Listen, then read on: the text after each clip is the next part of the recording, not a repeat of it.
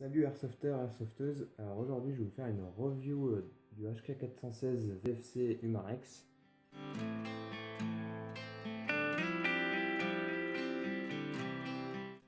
Lorsque moi-même j'ai voulu me commander cette réplique, j'ai remarqué qu'il y avait très peu de reviews sur YouTube, voire aucune en fait en française. Et donc je me suis dit que, au cas où ça pourrait servir à des gens qui en chercheraient une et savoir si elle est bien ou pas. Ici c'est le modèle de HK416. Hop. C'est la HK416D. C'est donc licencié, c'est sous licence avec HK, donc avec la Ricoche. On a le droit du coup à des marquages réalistes. Ici, HK416D, calibre 5,56 x 45, qui est le vrai calibre utilisé sur la HK416. Pareil ici. Ici, vous avez marqué donc avec la Ricoche, Made in Germany, tout ça. Et puis là aussi un petit marquage ici aussi. Donc voilà, donc des marquages réalistes, une finition aussi qui est réaliste, full metal. C'est une arme très utilisée par les forces spéciales, notamment en France. Par exemple, les forces spéciales françaises utilisent presque toutes en fait la HK416. Donc, par exemple ici, là je vous ai trouvé ce Information Magazine là. Où on voit du coup un membre des forces spéciales, donc là je sais pas exactement de quelle force spéciale il s'agit en France, mais en tout cas on peut le voir donc avec une HK416. Comme quoi c'est vraiment quelque chose que les forces spéciales utilisent et aiment bien comme arme. Donc elle est aussi présente dans différents jeux vidéo comme par exemple Rainbow Six Siege ou Arma 3. C'est une arme fabriquée en Allemagne, une firme allemande avec la Ricoche donc, qui fabrique l'arme HK416. Et donc là, on va voir la véritable, on va voir la réplique d'Airsoft, cette review, de la HK416D. Donc, tout d'abord, je l'ai commandé sur le site OPS Store au prix de 489 €. Et elle a été livrée en moins d'une semaine en fait.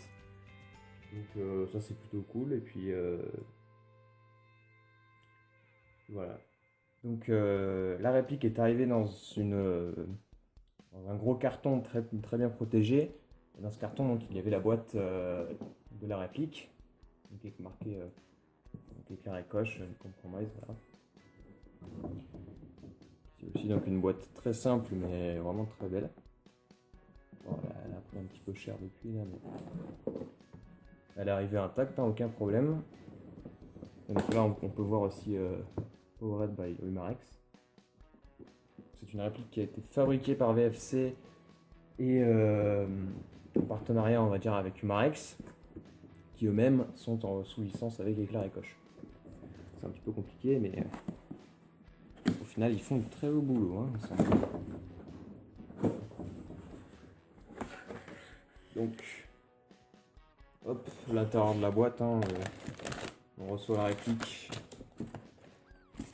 qui est dans un plastique et qui est tenu par des trucs en carton comme ça, vous voyez, c'était prédécoupé pour.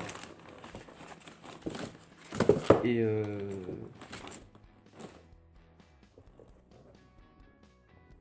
le petit catalogue de HK.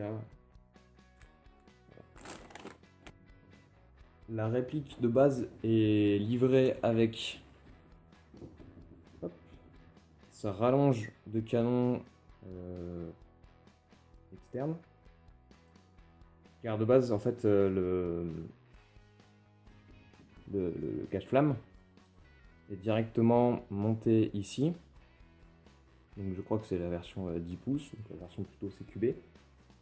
Et donc ce qui est plutôt cool, c'est qu'on nous fournit avec la rallonge de canon pour passer en 14,5 pouces. Le petit bémol, c'est que la rallonge de canon, et on le voit là, d'une couleur grise, alors que tout le reste de la réplique est en noir. Donc ça fait un peu bizarre, mais bon, si on prévoit un paint job derrière, ça passe. Donc ici, j'ai monté quelques accessoires qui sont pas fournis avec. Donc il y a un MPEG 15, une repro d'un MPEG 15, une petite poignée, voilà, avec le switch déporté qui se barre un petit peu là. Et puis un magnifieur, je sais pas comment on dit ça, enfin un x3 et une repro Deotech, donc les deux sont cheap. Hein. Voilà. Et aussi ce qui est le chargeur d'origine. Voilà le chargeur d'origine. C'est un iCap plutôt bizarre, on va dire, puisque on peut voir qu'il n'y a pas de molette en fait dessous. Donc, toujours le marquage HK et puis sur le côté, bon là on va sûrement pas voir, mais ici il y a marqué 5,56 x 45. Voilà, toujours les marquages. Hein. Et donc oui, ce iCap est pas très normal par rapport aux autres iCap qu'on a l'habitude de voir, car il n'y a pas de molette, mais en fait c'est une petite clé qu'on vous fournit avec, que vous mettez dans ce trou en fait, et que vous tournez. Et donc bon, pour j'imagine qu'il n'y a pas beaucoup de débutants qui vont prendre une réplique aussi chère, et donc après que les gens vont plutôt passer sur des mid-cap de ce style-là. Donc bon, moi personnellement, ce iCap là, je l'utilise jamais. Donc il est différent par rapport au mid-cap ou au chargeur classique de M4. Vous pouvez voir, voilà, c'est un chargeur type HK416 qui est différent du M4. Mais les chargeurs M4 sont compatibles largement sur la HK416. D'ailleurs ici ce sont des chargeurs ESC, je crois, qui sont en métal, hein, et donc qui sont compatibles, mais un petit peu le puits de chargeur en fait est un petit peu large, ce qui fait qu'il y a un petit peu de jeu dans les chargeurs, mais c'est pas trop désagréable. Et puis ils ont l'avantage d'être compatibles parce que voilà, faut faire attention avec les compatibilités de chargeurs. Tous les chargeurs ne sont pas compatibles dessus. Donc là, j'ai pas de chargeurs différents pour vous montrer, mais attention à la compatibilité. Voilà. Là, les ESC vont très bien, il n'y a pas de problème. Donc elle possède une Gearbox V2, donc, qui devient un classique hein, dans le monde de l'airsoft en ce moment, avec donc full metal, hein, comme je l'avais dit tout à l'heure, avec sa crosse particulière, hein, qui est une forme arrondie vers l'extérieur, donc vers l'épaule. Certains aiment, certains n'aiment pas, mais en fait une fois qu'on a testé, on s'y habitue et en fait c'est plutôt pas mal, ça permet d'adapter vraiment quand même avec la crosse qui est bien dans son épaule, bien ancrée dans son épaule, peu importe la position où on est. Donc ça je trouve que c'est plutôt pas mal, même avec des plates carrière, il n'y a aucun problème. Ça tient nickel. C'est d'ailleurs dans cette crosse qu'on met la batterie. Donc c'est une AEG, hein, c'est la version AEG là bien sûr.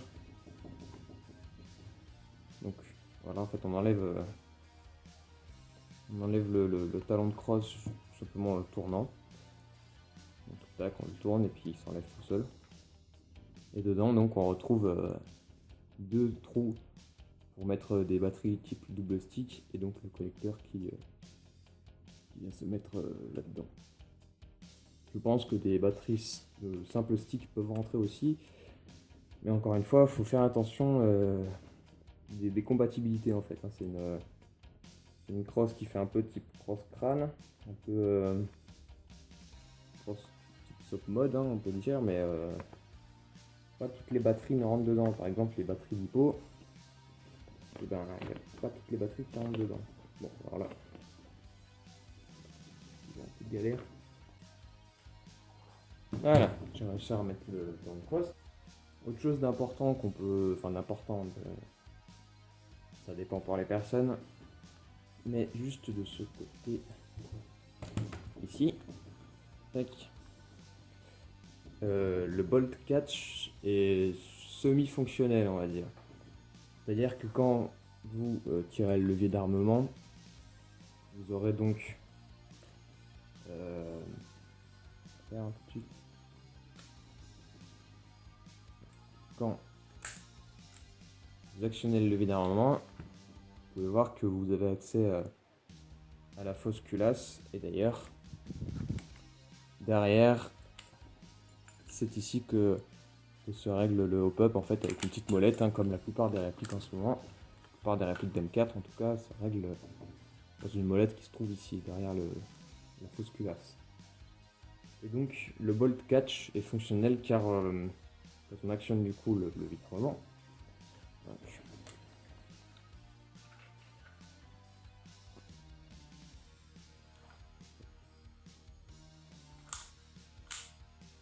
on actionne du coup en fait la fausse culasse reste bloquée en arrière. Et donc en fait on a accès du coup à la molette pour régler le hop-up. Et donc pour rabattre la fenêtre d'éjection hein, vers l'avant, et ben c'est ici que sert le bolt catch en fait. On appuie et on voit que c'est revenu vers l'avant. Donc on peut refaire là. Voilà, donc c'est le bolt catch semi-fonctionnel hein, parce que c'est pas, il n'est pas utile quand on change de chargeur. Mais bon, au moins il sert un minimum à quelque chose, quoi. Ici, il y a le bouton d'éjection de chargeur, comme les M4, hein, c'est du AR15 classique. Donc, toute cette partie-là, c'est vraiment très similaire, voire pareil en fait que des M4. À l'exception de la poignée qui est différente. Enfin voilà, quand même des choses qui changent. D'ailleurs, la poignée, c'est une poignée ergonomique, hein, enfin, à moitié, on va dire. Mais il faut dire que ouais, elle est très bien prise en main. Il n'y a aucun problème avec ça. Et puis en général, on joue avec des gants, hein, un airsoft, c'est au mieux. Sinon, ça fait un petit peu mal. Et donc tout à l'heure, du coup, on testera comment elle réagit au tir en fait. Et on verra que la détente est plutôt pas mal. C'est-à-dire que quand on tire, on verra que ça se bloque en arrière et puis que quand on relâche, le clic pour retirer se fait quand même assez rapidement. Donc, elle peut avoir potentiellement une bonne cadence de tir si on met une batterie hypo dedans. Donc moi j'ai fait quelques parties avec, hein, même plusieurs parties avec. Et vraiment elle est très fiable hein, pour l'instant. Il n'y a pas tellement de problèmes. À part qui est un ou deux qui sont assez récurrents chez VFC d'ailleurs, je crois. C'est la position semi, ici, qui parfois se bloque et donc on ne peut plus tirer en semi, on est obligé de repasser en auto. Donc ça a dû m'arriver une ou deux fois et puis ça s'est très vite réglé en fait de tout seul.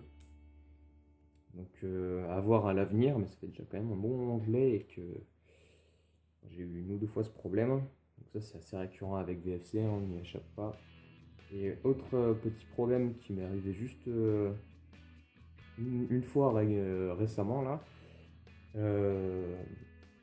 qui est aussi apparemment récurrent chez VFC, c'est des problèmes de contacteurs en fait. Je ne sais pas exactement qu'est-ce que c'est que cette pièce, voilà, à quoi elle sert, je ne peux pas vraiment vous dire, mais quand des fois, c'est ce qui m'est arrivé en fait, en plein milieu de partie, la batterie, quand on tire, elle fait comme s'il n'y avait plus du tout comme s'il n'y avait plus de batterie en fait. Donc vous vous retrouvez avec une réplique qui ne marche plus. Il faut changer la batterie a priori. Et Et en fait, bah, moi j'ai eu de la chance apparemment, vu que juste après, elle a remarché. Donc, encore une fois, à voir à l'avenir hein, s'il faut changer le contacteur ou quelque chose comme ça, mais a priori c'est récurrent à VFC, avec VFC, donc on n'est pas vraiment à l'abri de ça. Mais bon, néanmoins, ça reste une réplique quand même vraiment fiable, qui tire très bien. Je peux vous dire que des,